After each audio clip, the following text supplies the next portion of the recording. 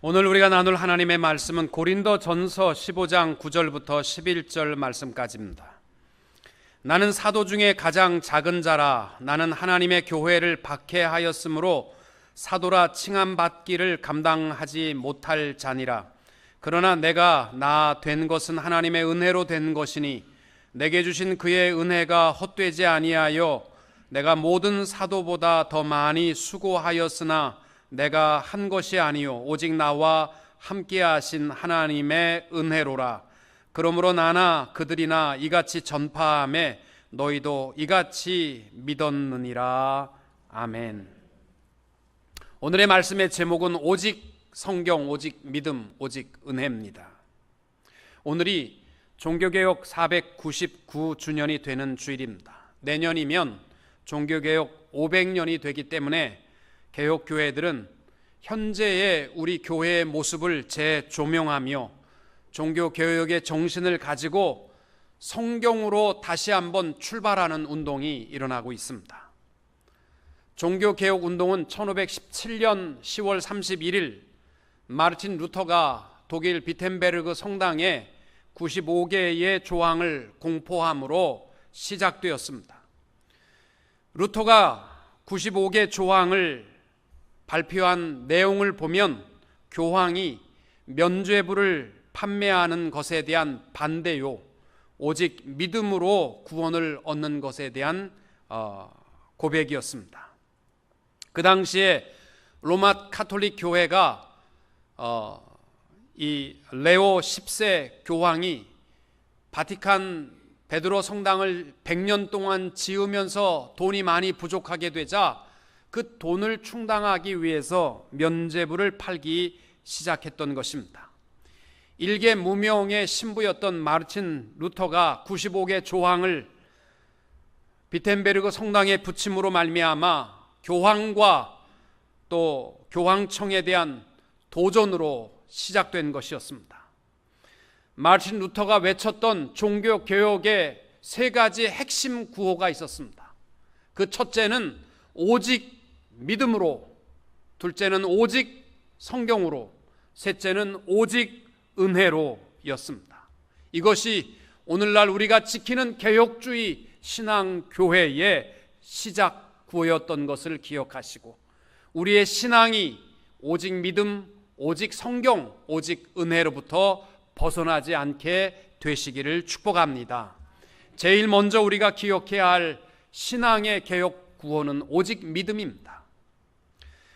마르틴 루터가 그 마음에 깨트림이 있었던 구절이 로마서 1장 17절입니다.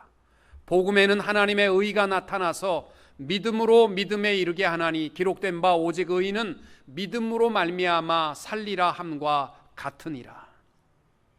이 말씀은 구약 성경 하박국서에 나옵니다. 하박국 선지자가 대내외적인 여러 가지 죄의 문제를 가지고 고민하며 방황할 때에 하나님이 주신 응답의 음성이 오직 의인은 믿음으로 말미암아 살리라. 그래서 이 말씀이 신약 성경에는 로마서와 갈라디아서와 히브리서에 기록되어 4번 기록되어 있습니다. 마르틴 루터가 이 말씀이 자기 마음에 큰 감동을 일으켰을 때가 3번이 있었다라고 말합니다. 첫째는 비텐베르그에서입니다. 루터는 어려서부터 하나님은 엄격한 분, 심판의 주 하나님으로만 기억했기 때문에 늘 하나님을 두려워했습니다.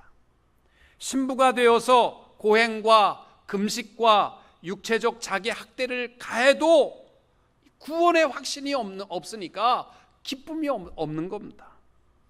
신앙의 깊이가 더 깊어질수록 기쁨과 자유가 없는 가운데 그가 처음으로 신앙의 구원의 기쁨을 맛본 구절이 바로 오직 의인은 믿음으로 말미암아 살리라, 이 구절이었던 것입니다.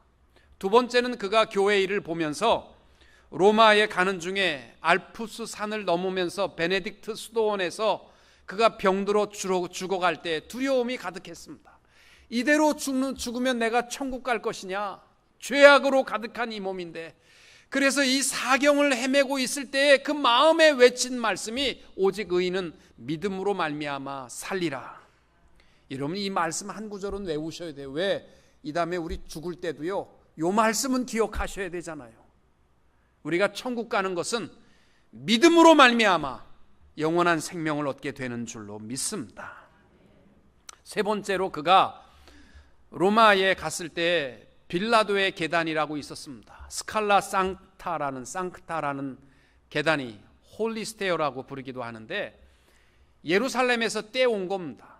예수님께서 빌라도에게 재판을 받기 위해서 마지막 오르셨던 그 계단, 그걸 떼다가 로마에다 놓고 고행의 길을 걷는 자들이 무릎으로 그 계단을 올라가게 했습니다.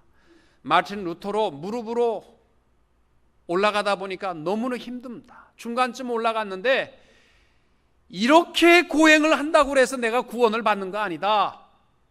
그래서 그가 중간에 벌떡 일어나서 오직 의인은 믿음으로 말미암아 살리라, 그렇게 하고 당당하게 걸어서 내려왔던 것입니다. 여러분, 인간은 고행이나 공로로 구원받는 것 아닙니다. 성경에서 말씀하는 의인이라는 말은요, 우리가 의롭게 되어서 의인이 된 것이 아니고 하나님께서 십자가를 보시면서 우리를 의롭다라고 선언하시고 인정해 주시는 의인인 줄로 믿습니다. 우리 구원을 얻는 유일한 길도 믿음이요, 믿음으로 시작한 우리의 삶이 믿음으로 진행하고 마지막 하나님 앞에 서는 그날까지 믿음으로 끝맺게 되는 것인 줄로 믿습니다. 그 당시에 로마 교황청이, 로마 캐톨릭이 성전을 짓기 위해서 면죄부를 세일즈하러 다니게 했습니다. 1506년부터 팔기 시작했는데 그때 유명한 세일즈맨이 이 테첼이라는 신부였습니다. 그는 유명한 웅변가였기 때문에 그의 말을 들으면 면죄부를 다 샀습니다. 그래서 그가 주장한 유명한 말이 있습니다. 속죄권을 사는 사람은 즉시 죄의 용서를 받을 것이요, 연옥에 있는 자를 위해 사면 그 은화가 헌금함 속에 딸랑 떨어지는 소리와 더불어 천국으로 올라가게 될 것이다. 아멘 안 하시잖아요. 이럴 때 아멘 하면 큰일 나죠. 이렇게 주장을 했거든요. 그가 비텐베르크에 온다는 소식을 들었을 때 마르틴 루터가 절대 반대요, 오면 안 됩니다. 그리고 비텐베르크 성당에다가 이 95개 조항을 붙였던 것입니다. 이 일로 말미암아 루터가 교황청의 소환을 받습니다. 안 갑니다. 내가 왜 가느냐? 그래가지고 2번 소환을 내리고 그에게 파문장을, 너는 지금부터 신부가 아니다, 파문장을 사람들 앞에서 다 태워버렸습니다. 나는 그런 신부는 필요 없다. 그래가지고 할 수 없어서 로마 교황청이요, 로마의 독일의 황제 국회와 황제 찰스 5세를 압력 가해서 그를 국회에 소환하게 했습니다. 국회의 부름을 받지 않으면 그냥 영창이잖아요. 그가 보름스 국회에 부름을 받았을 때 1521년 4월 17일에 모든 사람들이 가면 안 된다, 가면 당신은 잡히게 되고 당신은 죽게 될 것이다. 그래도 그는 두려워하지 않고 외친 말이 있습니다. 원수들이 보름스의 귀앗장만큼 많아도 나는 갈 것입니다. 왜? 하나님이 나와 함께 하시기 때문입니다. 그가 국회에서 파면을 당하고 설교를 절대로 하면 안 되고 그의 모든 책을 다 불태우고 그를 옥에 가두었습니다. 그때 프레드릭의 치밀한 계획에 의해서 그가 구출을 받아서 발트부르크에서 1년 동안 숨어 지내고 다시 이 비텐베르크에 와서 종교개혁의 운동을 계속적으로 하게 됩니다. 그때 그가 불렀던 찬양이 찬송가 585장, 그가 지은 찬양입니다. 우리 1절과 3절 그냥 부르지 마시고 우리가 비텐베르크 성당에서 이 마르틴 루터와 함께 한다고 생각을 해보십시오. 그리고 이 어려운 때에 신앙의 핍박과 박해 속에서도 주님을 의지하고 이기는 그 마음을 가지고 루터의 심장을 가지고 1절과 3절을 같이 한번 부르시겠습니다.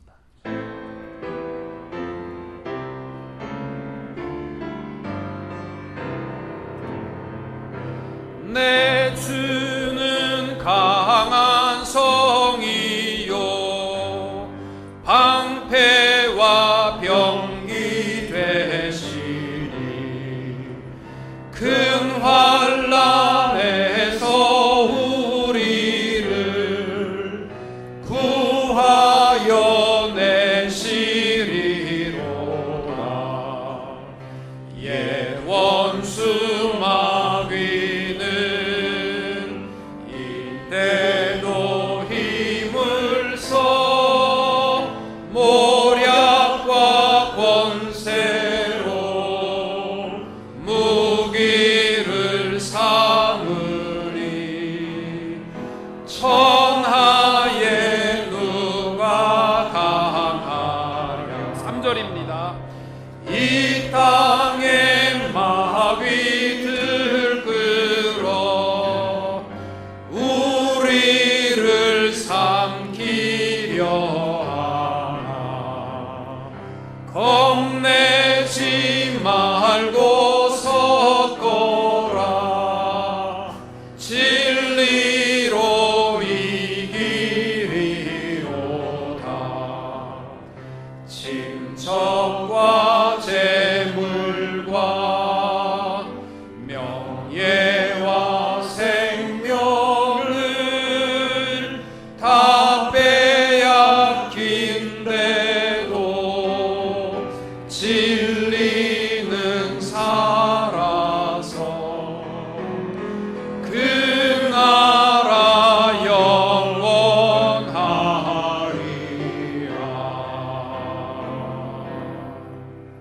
아멘. 여러분, 우리가 장차 하나님 나라에 들어가게 될 때에 당당하게 들어갈 수 있는 것은요, 우리의 공로가 아닙니다. 오직 믿음입니다.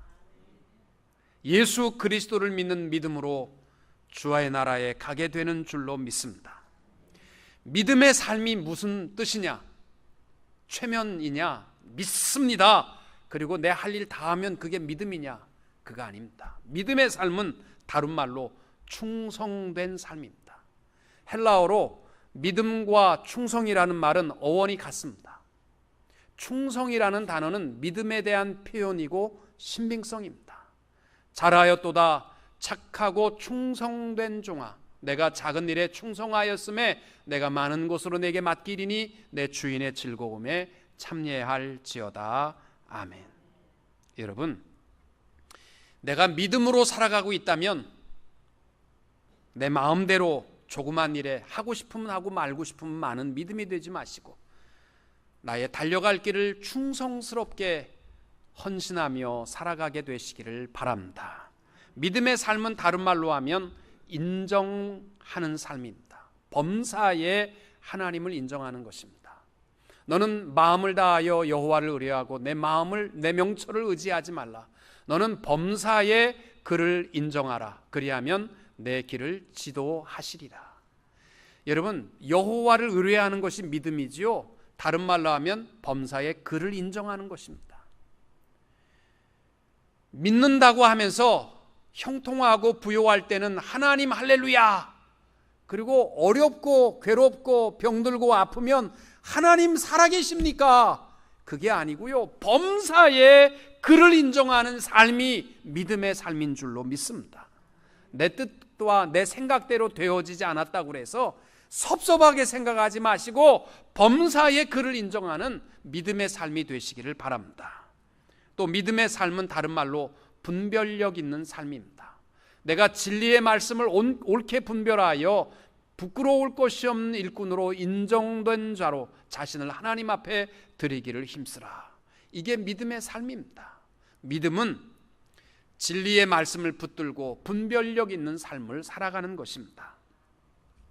마르틴 루터가 두 번째로 외쳤던 구원은 오직 성경입니다. 이것은 종교 개혁의 가장 중심이 되었던 핵심입니다. 왜냐하면 그 당시 로만 캐톨릭이 주장한 것은 인간의 이성과 교회의 전통을 가르침으로 삼았고 종교회의에 채택한 신조나 역대 교황의 포고 등을 성경과 동일한 권위에 두었던 것입니다. 그러나 마틴 루터가 외친 말이 있습니다. 나의 신앙은 오직 그리스도의 말씀에 사로잡힌 포로이다. 하나님의 말씀을 통해서만이 하나님과 종교 문제에 대한 바른 지식을 얻을 수 있다. 여러분, 종교개혁주의를 맞이해서 여러분 자신을 돌아보되 나는 하나님의 말씀 중심으로 살아가고 있는가 점검해 보시기를 바랍니다.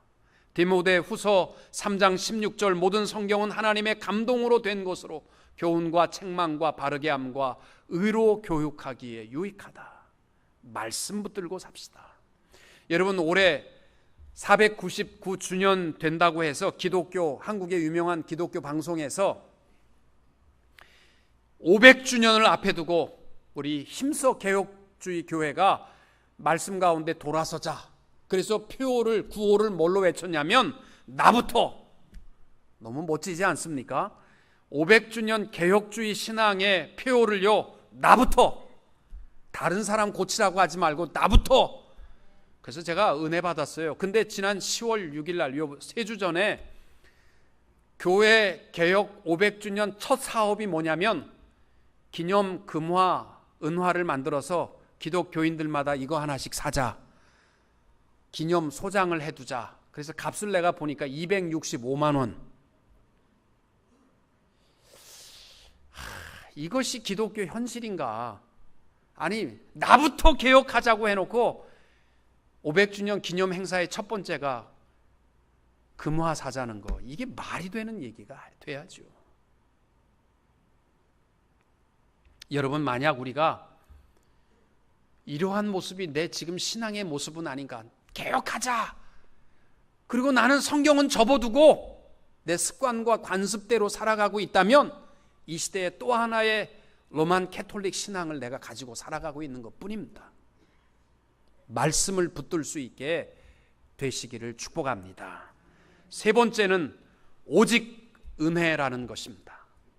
이 시대는 충격의 시대입니다. 아침부터 저녁까지 매일 들려지는 소식들이요, 충격적인 이야기들 뿐입니다. 너무 충격을 많이 받기 때문에 웬만한 이야기 갖고는 놀라지도 않아. 그런데도 충격받으니까 얼마나 놀라운 세상입니까? 이 시대, 악한 시대에 우리가 하루하루 호흡하며 먹고 살아가는 것, 이것만으로도요, 은혜 아니면 해석할 길이 없는 오직 은혜인 줄로 믿으시기 바랍니다. 성경에 보시면 은혜라는 단어가 275회, 은총이 43번, 자비라는 단어가 48번 나오는데, 특별히 죄와 율법을 얘기하는 로마서에 보면 은혜라는 단어가 반 이상 나옵니다.